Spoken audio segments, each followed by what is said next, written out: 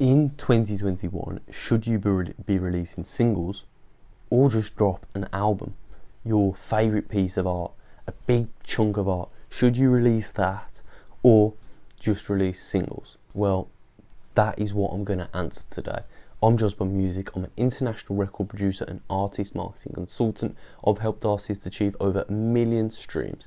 And if you want to stay up to date with all the strategies, tactics and tips on how you can grow your fan base, then make sure you hit that subscribe button and don't forget to hit that notification bell, because I will be going live very, very soon, and that is where the bulk of the information will be. In these videos, it's only the little nuggets, just the tip of the iceberg, so make sure you do hit that notification bell and make sure you stick around to the end of the video so that you can learn all these tips, and it will drastically increase the chances of you building a fan base. And if you don't stick around to the end of the video, it will drastically decrease the chance of that ever happening, and you'll just likely be one of the comments saying, in order to be successful within the music industry, you need to join the Illuminati. Well, it's not true. Actually, you need to watch the video all the way through, increase your attention span, and learn the best music marketing strategies. So let's get straight into it. First, we need to understand what is the purpose of a single and what is the purpose of an album. Well, first, albums. Let's go over that.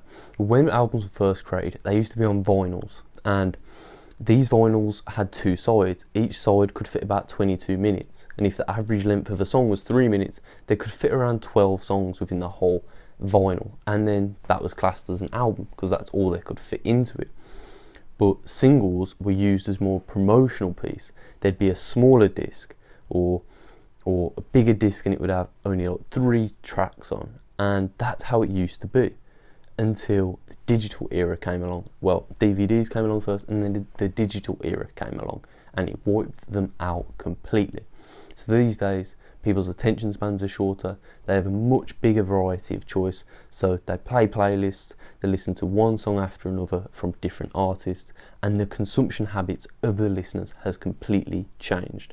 In order to pick which one we're going to go with, we need to go over the advantages and disadvantages. So we're going to go over the advantages of releasing a single over an album. Well, you can gather a catalogue of all the songs that you've got. You can build up a catalogue, so when people do come to you, even if you're only halfway through the album, you've still got a catalogue there ready for them to listen to. And that will mean that instead of them clicking on your page and only being able to listen to that one song and then going off and never remembering you, instead, they can listen to song after song after song. Next is you can pitch to Spotify playlists, and Spotify playlists take about 4 weeks to get on there, and you can get on the editorial playlists. But the thing is with singles is that you can get every single on there as long as you're only releasing a song every 4 weeks. Whereas with albums, you will only be able to get that one song on the editorial playlist. The next is you're more likely to push your songs. If you're releasing a song every month or every however often, you're more likely to push that song more.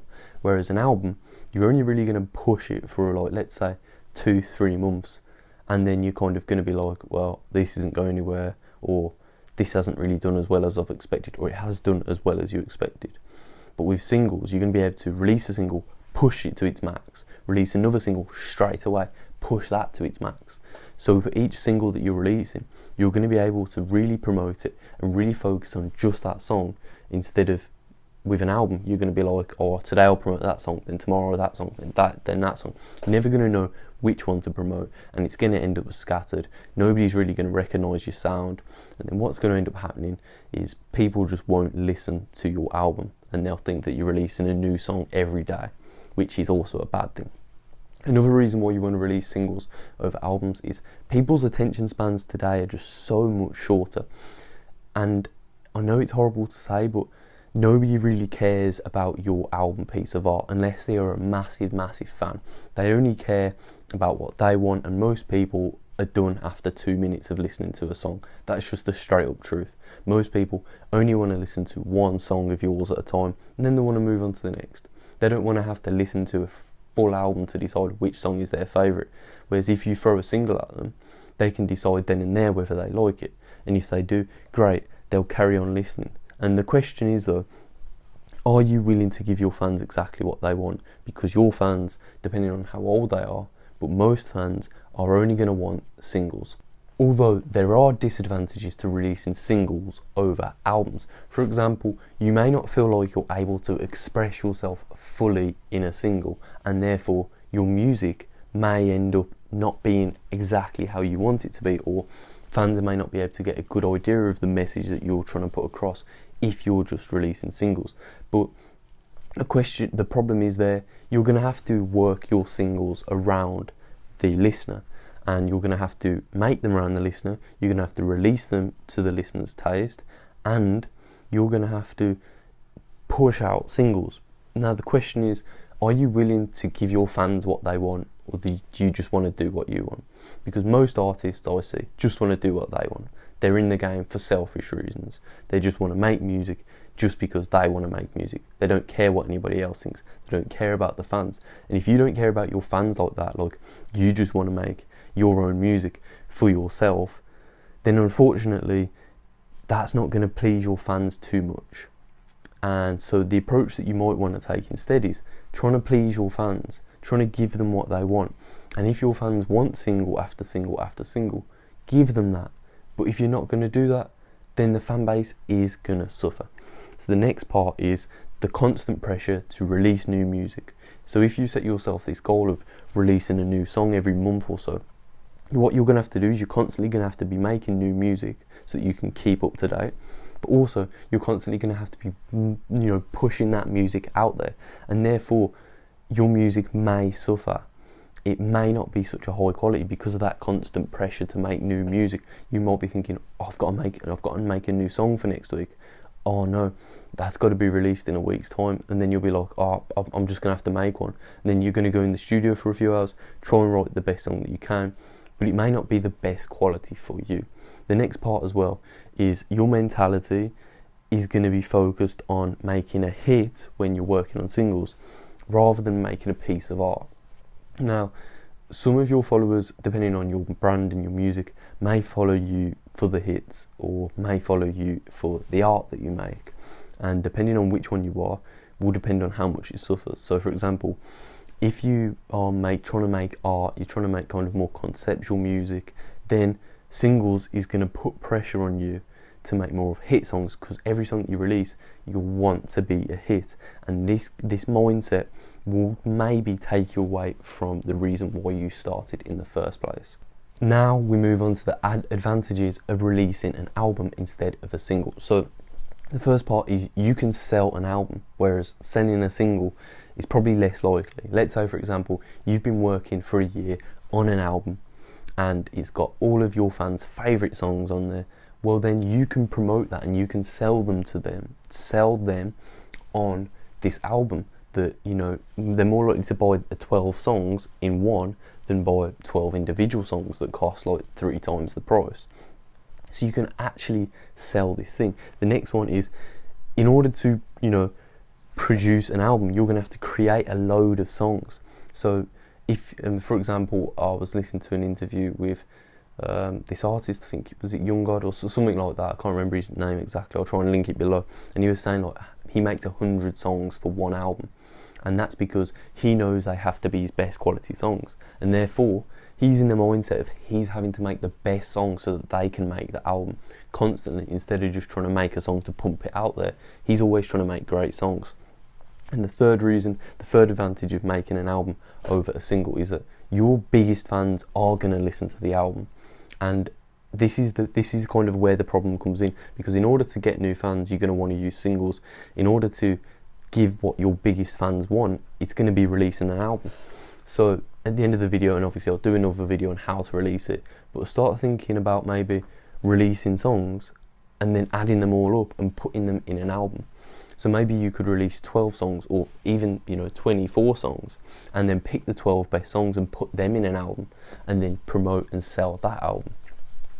So now we move on to the disadvantages of releasing an album over a single. So the first one is, if you're trying to get on Spotify's editorial playlists, then releasing an album will only let you get one on there, because each time you release a single, you're able to try and get that song on Spotify's editorial playlists.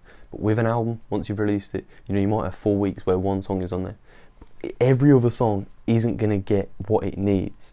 And then the second one is, in order to release a great album, and this links to the advantages as well, in order to release a great album, you're going to need to make, as I said earlier, 100 songs in order to get 10, 12 great songs.